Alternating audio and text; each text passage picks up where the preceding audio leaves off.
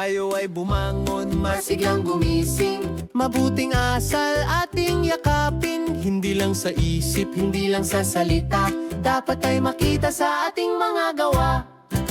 halina, halina sa mundo ng halaga. Bawat bata rito, laging masaya. Maging magalang, maging matapat, pagmamahal sa kapwa, ibigay ng sapat. Isa pa! Maging magalang, maging Values matapat, Education 7, pagmamahal gamit sa ng kapwa, isip at kilos loob ibigay sa ng sariling sapat. pagpapasya at kilos. Sa paglalaro, May kalarong kalaro, huwag makikipag-away. huwag maging lilo, Kung may nagkamali, marunong magpatawad. Ang batang mabuti, ang Diyos ang kaagapay. Ang isip at kilos loob, gamit ng isip at kilos loob sa sariling pagpapasya.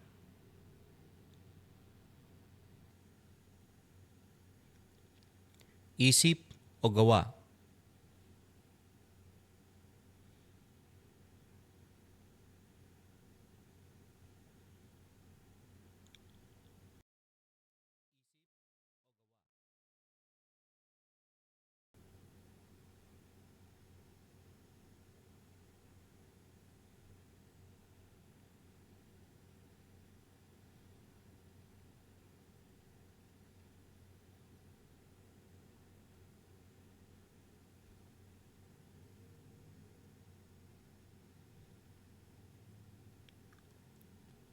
Suriin natin, paano ninyo nabuo ang inyong pinal na pasya?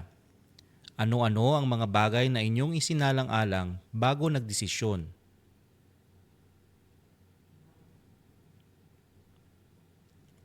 Sa inyong palagay, ano ang naging papel ng inyong isip? Kakayahang mag-analisa at magtimbang sa sitwasyon.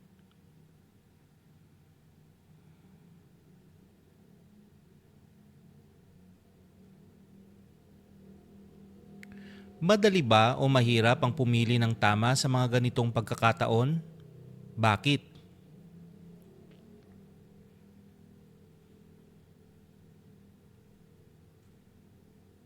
Pag-aralan natin. Matapos nating suriin ang inyong mga naging desisyon sa ating aktibidad, dumako naman tayo sa pinakapuso ng ating talakayan ngayong araw. Paano nga ba talaga nagtutulungan ng ating isip at kilos loob kapag tayo ay gumagawa ng sariling pagpapasya? Ang gamit ng isip. Unahin natin ang isip. Alam nyo ba na ang isip ng tao ay parang isang scanner o detective? Ang pangunahing gamit nito ay makaalam at mag-analisa. Kapag ikaw ay nasa harap ng isang mabigat na sitwasyon, ang isip mo ang nagtitimbang kung ano ang tama at mali, ano ang magiging bunga ng iyong aksyon, at ano ang tunay na katotohanan. Ibig sabihin, bago ka magsabi ng oo o hindi, ang isip mo muna ang dapat nag-iisip ng mga posibleng kahihinatnan. Ito ang nagbibigay sa atin ng liwanag.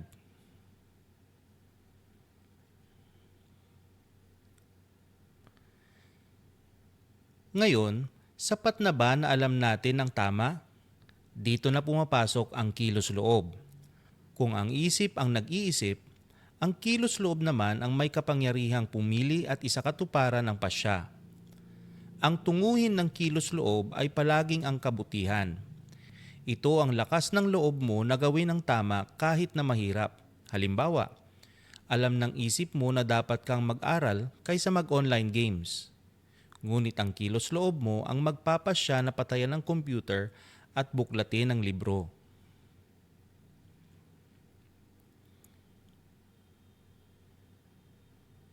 Ano ang ugnayan ng isip at kilos loob?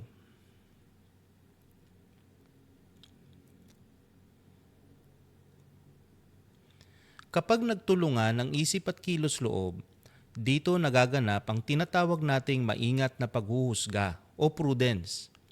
At alam nyo ba, ito ang dahilan kung bakit tayo bukod tangi sa lahat ng nilikha. Ang mga hayop kapag nakakita ng pagkain, kakainin agad nila ito dahil sa kanilang instinct. Hindi sila nag-iisip kung may nagmamay-ari ba nito o kung makakasakit sila.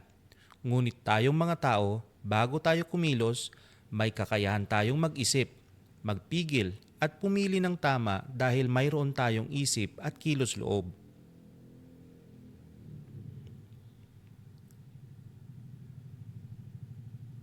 Paano natin ito magagamit ng tama? Mapanuring pagsusuri. Huwag nagmamadali sa desisyon. Gamitin ang isip upang suriin ang sitwasyon.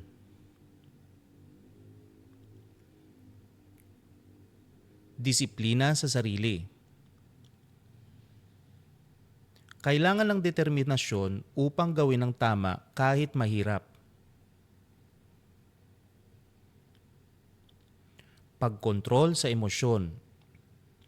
Huwag hayaang emosyon ang magdikta. Hayaang ang isip at kilos loob ang mamuno. Tiwala sa sarili. Ang tamang paggamit ng isip at kilos loob ay nagbibigay ng kasiguraduhan sa ating mga aksyon.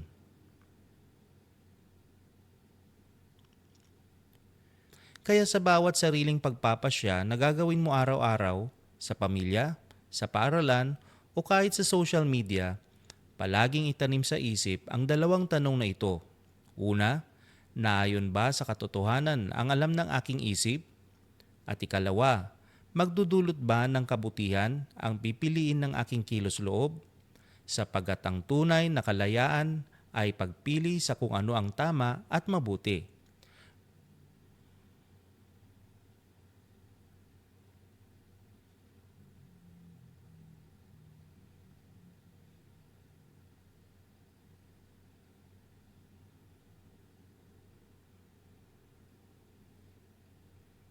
Ilapat natin ang aralin. Magbahagi ng sitwasyong naranasan, ginawa mo gamit ang isip, ginawa mo gamit ang kilos loob, at ang naging resulta ng iyong kilos. Narito ang halimbawa.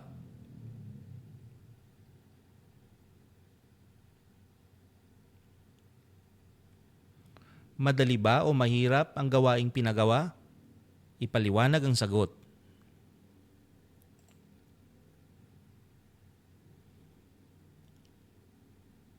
Sa mga pagpapasya, ano-ano ang mga bagay na isinaalang-alang mo?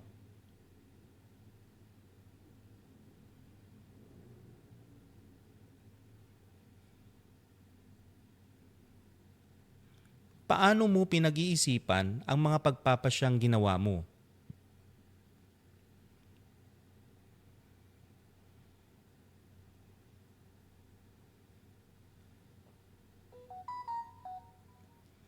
Ano ang resulta ng mabuting pagpapasya? Ng maling pagpapasya, paano ang mga ito nakakaapekto sa iyo at sa ibang tao?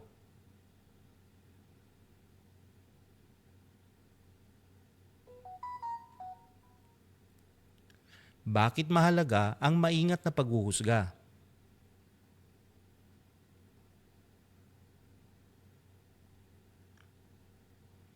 Tayahin ang sarili. Tukuyin kung ang tauhan ay nagpapakita ng wastong gamit o maling gamit ng isip at kilos loob. Isulat ng maikling paliwanag kung bakit.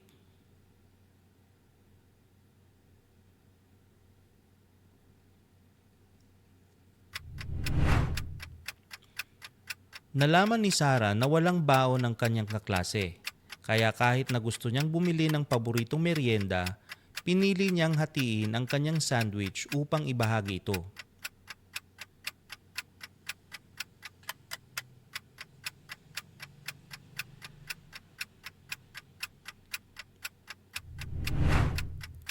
Galit na galit si James sa kanyang kapatid dahil nagulo nito ang kanyang proyekto. Kaya bago siya nagsalita ay lumabas muna siya ng bahay at nagpalamig ng ulo upang maiwasang makasakit ng damdamin.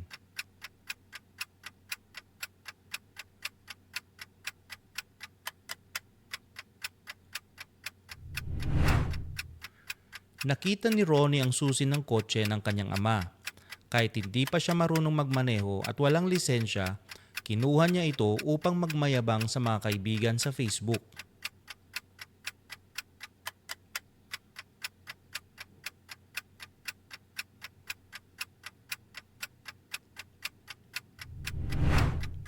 Nakita ni Leia na nagkamali ang guro sa pagmamarka ng kanyang test paper. Nadagdagan ito ng 5 puntos. Hindi na niya ito ipinaalam sa guro dahil nais niyang tumaas ang kanyang grado.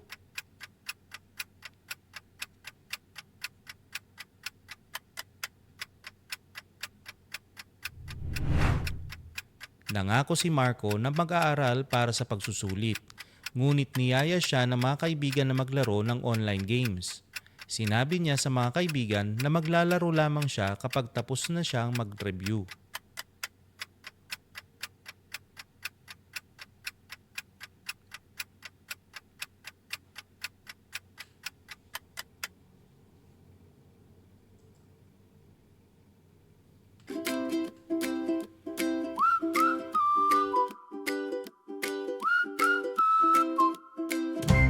Tayo ay bumangon, Masiglang gumising, mabuting asa.